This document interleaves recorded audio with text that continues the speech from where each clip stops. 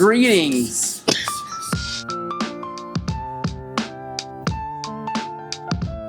Welcome back, guys. Behind the schemes, we are here at Evoke. We are getting ready for Sun and Fun. The final push is here. We have got exactly 4 weeks until we are wheels up, heading to Sun and Fun in Lakeland, Florida. So we've got some airplanes to finish up. We've got some touch-ups, and we've just got to finish a lot of work.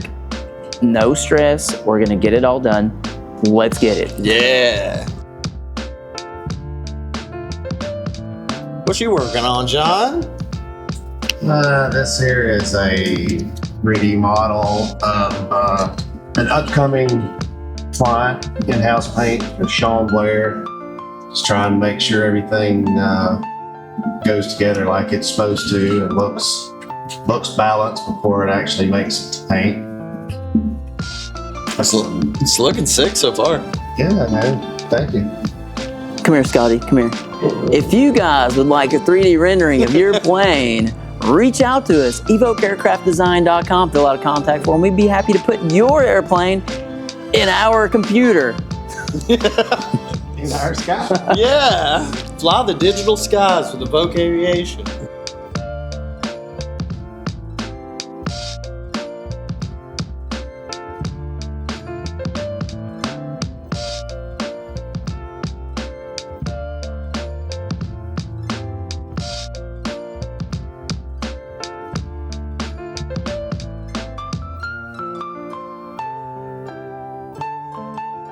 Craft singles, baby. This man can make so many grilled cheeses, you have no idea right now.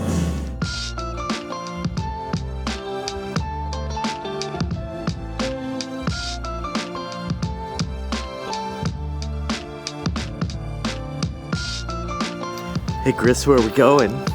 We get cake. Cake? Huh? Weird.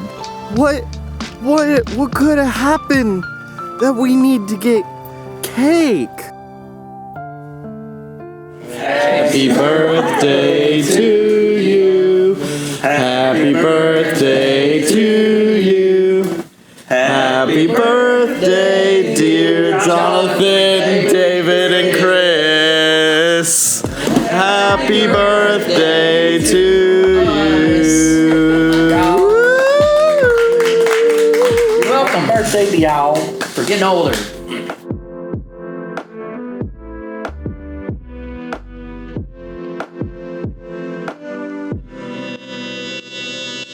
All right, guys, so here is the update. We are pushing through. We're filling the burn for Sun and Fun. We've got just a few weeks leading up to that show. We're excited to go, but also under a lot of pressure to get some of these projects done. So we've got 2 big RV10 projects we've got to finish for the show. Get those ready to show you guys. Hopefully you'll get a chance to go see them in person. This 10 has got some of the carbon fiber work that you guys love. It's really intricate, really delicate. It takes a lot of time, but we're going to burn some hours on this and push through that, get it done. So hopefully I'll get a chance to start on that here very soon, and we'll start to work that through.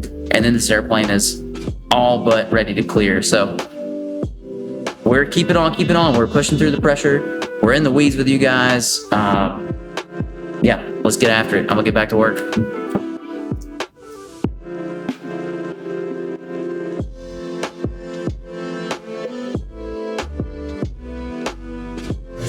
Making gear legs great again.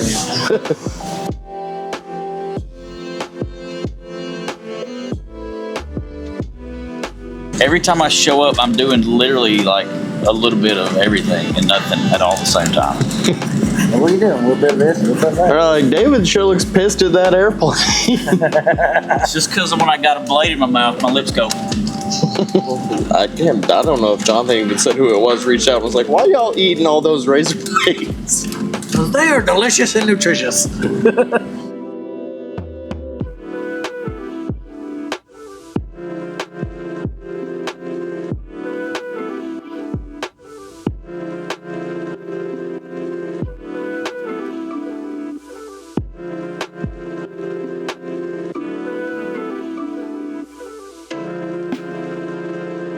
Well, I'm getting some rare footage here. It's David painting. Picasso. Leave me alone.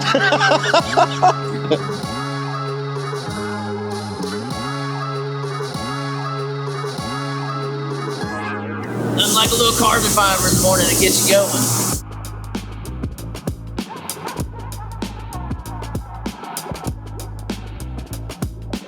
Behind me now, we've got the final push going on Bruce Lane's RV10. This airplane is one of two that we've painted for him. So this scheme is the same colors and basic livery as the first design we painted for him. And the only big difference on this is we added some of the carbon fiber for a really cool touch. So that is one of the Evoque specialties that we're, really proud of the way that turns out. So this has got a custom made blue on here. That is just a pure toner mix. It is almost one of the brightest blues you can possibly mix out of the toner bank. So the color is beautiful.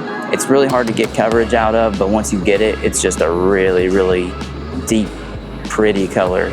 So we've got the blue, a nice metallic black, the carbon fiber features, and now, before the end of the day, we're gonna get clear coat on it, and we've got about a week to get it buffed, assembled, and out the door and ready for Sun and Fun. So hang in there with us. We're gonna jump back in and get this bad boy ready to go. Yeah.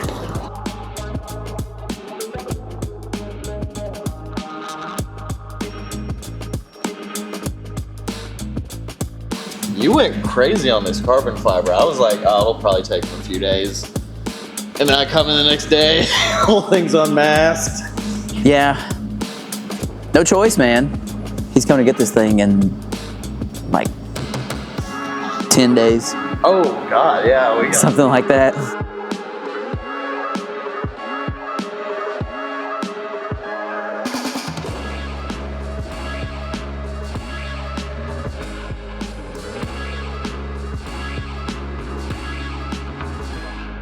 Hey, Jonathan, it's question of the week. What's up, Scotty? So somebody just wants to know, what type of paint guns do we use here in the shop? And to add on to that question for me, how does a paint gun work? So, great question. We have a workhorse paint gun that we have been using for years. I've been honestly using this paint gun since like 2008, so I've been using it forever.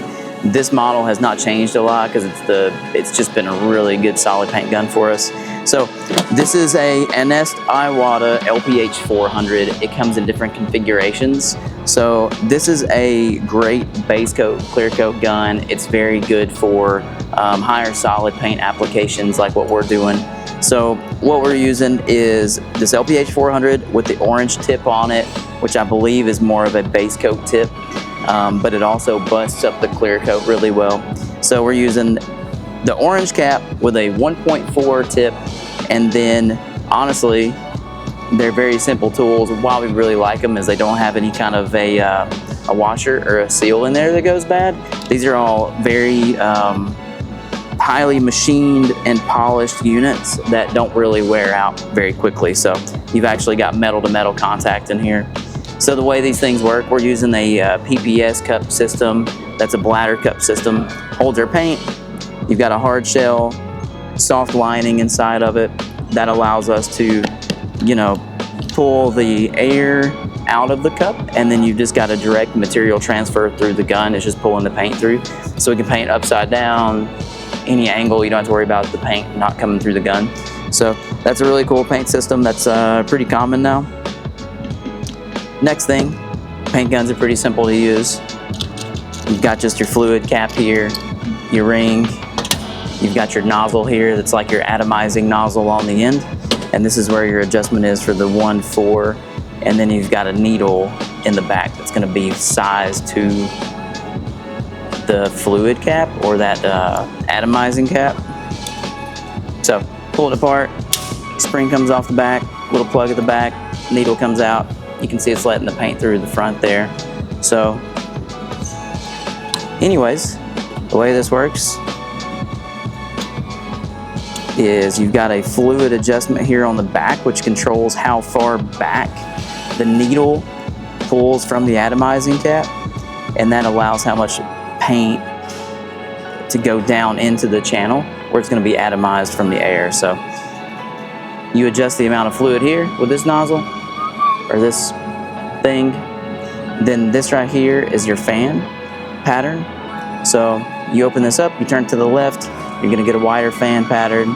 turn to the right, you're gonna get a smaller fan pattern. So depending on what we're painting, we'll make that adjustment.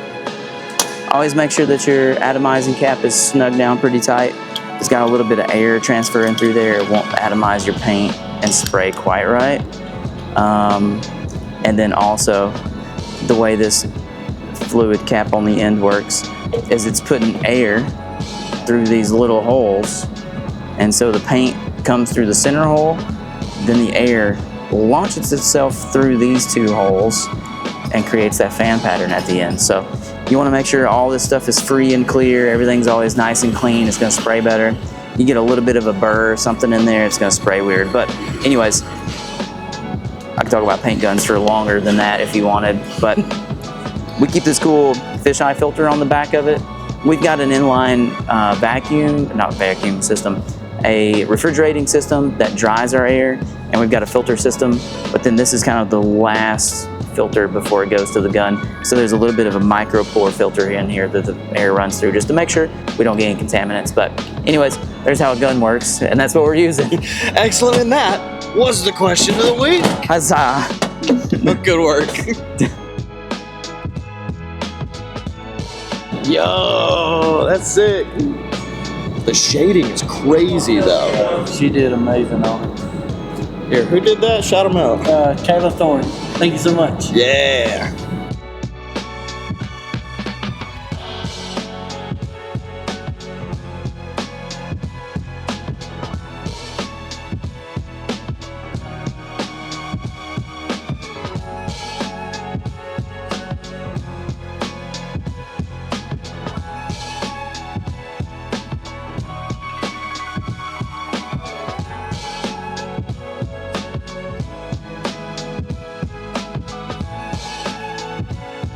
All right, I'm coming in for my shot. Coming in hot.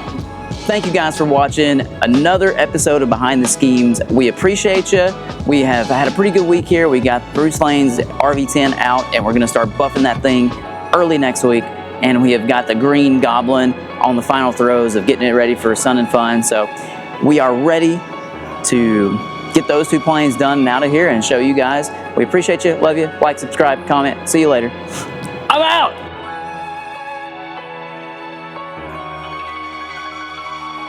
Cash me outside. How about that?